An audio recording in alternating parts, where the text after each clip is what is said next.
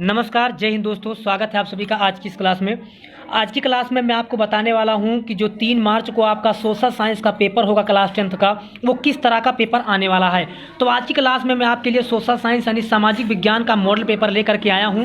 तो वीडियो को लास्ट तक जरूर देखिएगा। बिल्कुल इसी तरह का प्रश्न पत्र आपके बोर्ड एग्जाम में आने वाला है। वीडियो को लास्ट तक देखिएगा। अगर चैनल पर नए हैं तो चैनल को सब्सक्राइब करके बेल आइकन को प्रेस जरूर कर लीजिएगा। तो प्यारे मित्र, जैसा कि आप लोग जानते हैं कि 20 नंबर का बहुविकल्पीय प्रश्न आता है, ठीक है। तो चलिए हम देखते हैं कौन कौन से महत्वपूर्ण प्रश्न आपके होने वाले हैं, ठीक है। प्यारे मित्र, 20 नंबर का बहुविकल्पीय प्रश्न जो आता है, ठीक है, देखिए सबसे पहला प्रश्न आपका है कि फ्रांस की क्रांति कब हुई। वेरी मोस्ट इंपॉर्टेंट क्वेश्चन है। कई बार ये बोर्ड एग्जाम में पूछा गया है कि फ्रांस की क्रांति कब हुई थी।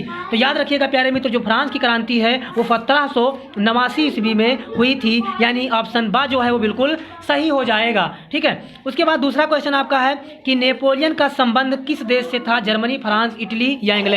तो याद रखिएगा कि नेपोलियन का संबंध जो था वो फ्रांस से था, यानी ऑप्शन सा जो है बिल्कुल सही हो जाएगा। क्वेश्चन नंबर तीसरा आपका है कि रौलट एक्ट कब पारित हुआ, 1918 में, 19 में, 1920 में या 1921 में। तो याद रखिएगा वेरी मोस्ट इंपॉर्टेंट क्वेश्चन है प्यारे मित्र, ये जो रौलट एक्ट है ये 1919 ईस्वी में पारित हुआ था। इसके बाद में क्वेश्चन नंबर चौथा आपका वेरी मोस्ट इंपॉर्टेंट क्वेश्चन है प्यारे मित्र कि करो या मरो का नारा किसने दिया, भगत सिंह, महात्मा गांधी, सुभाष चंद्र बोस या सरदार पटेल। तो याद रखिएगा प्यारे दोस्त, करो या मरो का नारा महात्मा गांधी जी ने दिया था, ठीक है। वीडियो को लास्ट तक जरूर देखना, बहुत अच्छे से अच्छे क्वेश्चन आज आपको मिलने वाले हैं। और चैनल पर नए हैं तो चैनल को सब्सक्राइब जरूर कर लीजिएगा ताकि मेरी हर आने वाली क्लास सबसे पहले आप तक पहुंच जाए, ठीक है।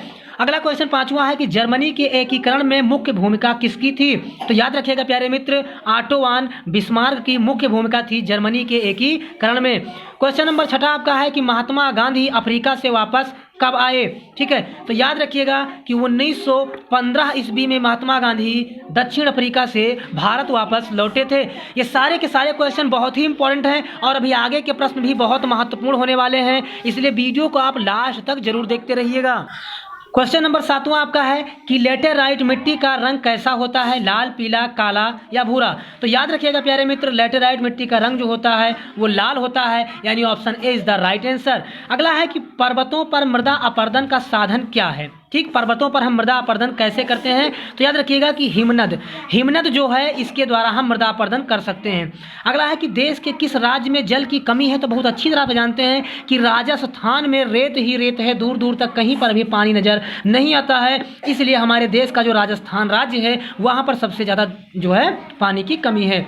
अगला है कि सलाल बांध किस नदी पर बना हुआ है। वेरी मोस्ट इंपॉर्टेंट क्वेश्चन है और ये आपके लिए मानचित्र भरने में भी क्वेश्चन आ सकता है, कई बार आया भी है। सलाल बांध किस नदी पर बना है। तो याद रखिएगा कि चिनाब नदी पर जो है सलाल बांध बना हुआ है। अगला है कि निम्न में से कौन सी फसल रबी की फसल नहीं है। तो भैया जौ, गेहूं और सरसों ये सभी रबी की फसलें हैं, इसमें कपास जो है ये रबी की फसल नहीं है। क्वेश्चन नंबर 12वां आपका है कि यूरोपीय संघ का मुख्यालय कहाँ स्थित है। तो याद रखिएगा प्यारे मित्र, इसका जो मुख्यालय है वो जिनेवा में स्थित है। क्वेश्चन नंबर 13 आपका है कि श्रीलंका में निम्न में से कौन सा धर्म है, ठीक है। तो याद रखिएगा प्यारे मित्र कि श्रीलंका में बौद्ध धर्म है। अगला है कि भारत में कुल कितने संघीय राज्य हैं। तो याद रखिएगा कि 28 संघीय राज्य हमारे भारत में हैं। क्वेश्चन अगला आपका है कि भारत में सर्वाधिक बोले जाने वाली भाषा कौन सी है। तो आप सभी लोग जानते हैं कि अगर हम लोग भारतीय हैं तो हमारी मातृभाषा जो है वो हिंदी है, यानी भारत में सबसे अधिक मात्रा में हिंदी भाषा जो है बोली जाती है। क्वेश्चन नंबर 16 है आपका कि भारत में जो है कितने % जनसंख्या गरीबी के नीचे है। तो याद रखिएगा कि भारत में 22% जनसंख्या जो है वो गरीबी के नीचे अभी निवास कर रही है। क्वेश्चन नंबर 17 है कि निम्नलिखित में से किसे औसत आय भी कहा जाता है। तो प्रति व्यक्ति आय को औसत आय भी कहते हैं। क्वेश्चन नंबर आपका 18वां है कि भारत में जीविका का मुख्य स्रोत क्या है। इसका मतलब भारत के जो निवासी हैं वो सबसे ज़्यादा अपनी जीविका चलाने के लिए क्या करते हैं। तो याद रखिएगा प्यारे मित्र कि कृषि के माध्यम से ही भारत में ज़्यादातर अपनी जीविका चलाई जाती है। क्वेश्चन नंबर 19 आपका है कि कौन सा क्षेत्रक सबसे अधिक रोजगार देता है। तो याद रखिएगा कि तृतीयक क्षेत्रक जो है ये भारत में सबसे अधिक रोजगार देता है। क्वेश्चन नंबर 20 आपका है कि निम्न में से सार्वजनिक क्षेत्र कौन सा नहीं है, ठीक है। तो देखिए रेलवे पर सब लोग आ जा सकते हैं, यानी अब सार्वजनिक है। डाक घर पर भी सब लोग आ जा सकते हैं, टिस्को पर भी सेल पर भी आ सकते हैं, सिर्फ टिस्को जो है ये सार्वजनिक स्थान नहीं है। तो इस तरह से 20 नंबर का ऑब्जेक्टिव प्रश्न आपके बोर्ड एग्जाम में आएगा। ये सारे के सारे क्वेश्चन बहुत ही महत्वपूर्ण है। इसके अलावा मैंने एक वीडियो बना दिया है जिसमें बहुत सारे बहुविकल्पीय प्रश्न पर एक अलग से वीडियो बना रखा है, और जितने भी आपकी किताब के महत्वपूर्ण प्रश्न हैं उनके अलग से वीडियो बना रखा है। तो उस वीडियो को आप जरूर देख लीजिएगा। बस इससे बाहर भैया कुछ नहीं आने वाला है, 100% इतने से ही आएगा, ठीक है। और चैनल पर नए हैं तो चैनल को सब्सक्राइब जरूर कर लीजिएगा। इसके बाद आपका खंडवा शुरू होता है वर्णनात्मक प्रश्न, ठीक, जिसमें सबसे पहले लघुत्तरीय प्रश्न का पहला प्रश्न है कि भारतीय राष्ट्रवाद के उदय के 3 कारणों को लिखिए। भारतीय राष्ट्रवाद के 3 कारण कौन से हैं, अथवा या तो ये लिखना, या तो फ्रांसीसी क्रांति का यूरोप पर क्या प्रभाव पड़ा। पहले ही पाठ का ये प्रश्न है, ठीक है, अच्छी तरह से आपको याद होगा।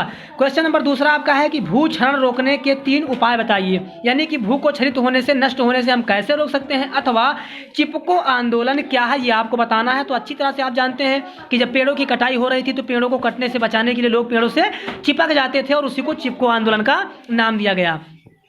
क्वेश्चन नंबर 3 आपका है कि भारत में जाति प्रथा का राजनीतिक एवं समाज पर क्या प्रभाव पड़ा। वेरी मोस्ट इंपोर्टेंट क्वेश्चन है। आप सभी समाज में निवास करते हैं तो आपको भी जरूर ही पता होगा। अथवा करके आपको क्वेश्चन दिया गया है कि सामाजिक विभाजन से क्या आशय है, ठीक, यानी कि हमको सामाजिक विभाजन नहीं करना चाहिए, इससे हमारी क्या क्या हानियां हो सकती हैं, इसके बारे में आपको लिखना है।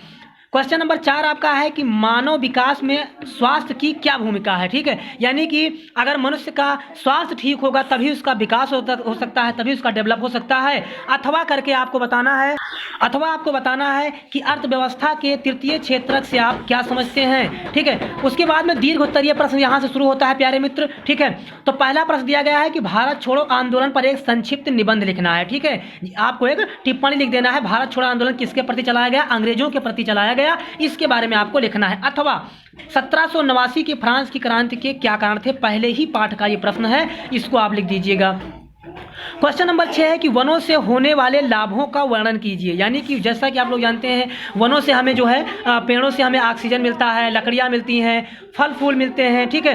तो पेड़ों से यानी वनों से हमें क्या क्या लाभ हैं इनके बारे में लिखना है। अथवा भारतीय मिट्टी के प्रकारों पर एक निबंध लिखना है, यानी भारत में जो है वो मिट्टियाँ जो हैं वो कितने प्रकार की पाई जाती हैं, ठीक है, काली मिट्टी, मृदा मिट्टी, जलोढ़ मिट्टी, ठीक है, जितनी भी प्रकार की मिट्टियाँ हैं सबके बारे में पढ़ लीजिएगा, उसके बारे में आपको लिखना है। क्वेश्चन नंबर 7 आपका है कि संघवाद क्या है, भारत के संघीय ढांचे की 4 विशेषताएं बताइए। अथवा करके जातिवाद क्या है, भारतीय लोकतंत्र में इसकी क्या भूमिका है। तो प्यारे मित्र जैसा कि आप लोग जानते हैं कि भारत में जातिवाद का बहुत ही बड़ा अफवाह है, ठीक है, हर व्यक्ति अपनी अपनी जातिवाद को लेकर के काम करता है। तो इसके बारे में आपको बताना है ये सही है कि गलत है, इसके बारे में चर्चा करनी है। इसके बाद क्वेश्चन नंबर 8वां आपका है कि संगठित तथा असंगठित कार्य क्षेत्र में अंतर को स्पष्ट कीजिए। अथवा विकसित देशों की किन्हीं 3 विशेषताओं का वर्णन कीजिए, यानी जो भी विकसित देश है जैसे अमेरिका है, फ्रांस है, ठीक है, ये सब देश जो विकसित देश हैं इनकी विशेषता क्या है ये आपको बताना है, ठीक है। तो प्यारे मित्र इस तरह से जो है क्वेश्चन आपकी बोर्ड एग्जाम में आने वाला है, जो कि अति और लघु का होगा। और मैंने एक वीडियो अलग से आपके लिए बना दिया है जिसमें मैंने सारे महत्वपूर्ण क्वेश्चन सोशल साइंस के बता दिए हैं, तो उसको अच्छी तरह से पढ़ लीजिएगा और समझ लीजिएगा। इसके बाद देखिएगा प्यारे मित्र यहाँ से शुरू होता है आपका मानचित्र भरने का काम, ठीक है, मानचित्र आपको भरना है। तो मानचित्र कार्य पर आप देख पा रहे हैं कि सबसे पहले लिखा है वो स्थान जहाँ जलियांवाला बाग हत्याकांड हुआ था। तो अच्छी तरह से आप जानते हैं कि वो स्थान कहाँ पर है, अमृतसर में है, पंजाब अमृतसर में। बस इसी को भारत का मानचित्र जो दिया जाएगा उसी पर आपको भर देना है। मैंने मानचित्र भरने पर भी 2 वीडियो बना रखा है, उसको आप देख लीजिएगा ताकि प्यारे मित्र एक भी नंबर आपका मिस ना होने पाए। आप 70 नंबर का पेपर दे रहे हो तो 70 में 70 नंबर लेकर के आओ, ये मेरी उम्मीद है, ठीक है।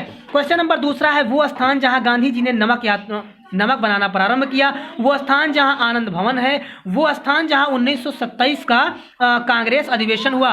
तो भैया 1927 का कांग्रेस अधिवेशन, 1920 का और 1929 का, ये तीनों पढ़ लीजिएगा। इन तीनों में से एक हर बार आता है, चाहे 20 वाला, चाहे 29 वाला, चाहे 27 वाला, इन तीनों में से कोई एक अधिवेशन जो है वो हर बार बोर्ड एग्जाम में आता है। प्यारे मित्र अच्छे से आप पढ़ लीजिएगा ताकि आपका एक भी नंबर कटने ना पाए। इसके बाद खंड खा जो दिया गया होगा कि भारत के दिए गए मानचित्र में निम्न को दर्शाइए। आपको बताना है कि कृष्णा नदी कहाँ पर है। तो प्यारे मित्र आप अपनी बुक से पढ़ लीजिएगा, ये सभी के सभी महत्वपूर्ण प्रश्न, ठीक है, नदियों के बारे में, पहाड़ों के बारे में, पर्वतों के बारे में, ठीक है, या फिर कुछ प्रसिद्ध जो है धर्मों नहरों के बारे में ये पढ़ लीजिएगा, इसी से प्रश्न हर बार बोर्ड एग्जाम में बनता है। तो कृष्णा नदी कहाँ पर है हमको इस चित्र से बताना है, सुंदन वन कहाँ है हमको इस चित्र से बताना है, जयपुर नगर को हमें इस चित्र से बताना है, नागार्जुन बांध कहाँ पर है हमको इस चित्र से बताना है, और बिहार की राजधानी क्या है आप अच्छी तरह जानते हैं पटना है, उसको इस चिन्ह से प्रदर्शित करना है। ठीक है, तो बिल्कुल इसी तरह से मैप आपको भरने के लिए आएगा, आप अच्छी तरह से कई बार रिहर्सल करके इसको तैयार कर लीजिए ताकि बोर्ड एग्जाम में आप अच्छे से इसको भर सको। और जितने भी क्वेश्चन मैंने बताए हैं सिर्फ इतना आप पढ़ लेंगे प्यारे मित्र, 100% आपको इसी में से बोर्ड एग्जाम में मिल जाएगा। इसके अतिरिक्त आपको कुछ भी पढ़ने की जरूरत नहीं है, समय बर्बाद करने की जरूरत नहीं है। तो प्यारे मित्र आप मेहनत और ईमानदारी से पढ़ते रहिए। चैनल पर नए हैं तो चैनल को सब्सक्राइब जरूर कर लीजिएगा, ठीक है, ताकि मेरे आने वाली हर क्लास नोटिफिकेशन सबसे पहले आप तक पहुंचती रहे। मेहनत से पढ़ते रहिए, बोर्ड एग्जाम को बहुत कम समय बचा है। ठीक है, बोर्ड एग्जाम में आप अच्छी तरह से जाइए, मेहनत से पेपर दीजिए। ठीक है, best of luck, God bless you.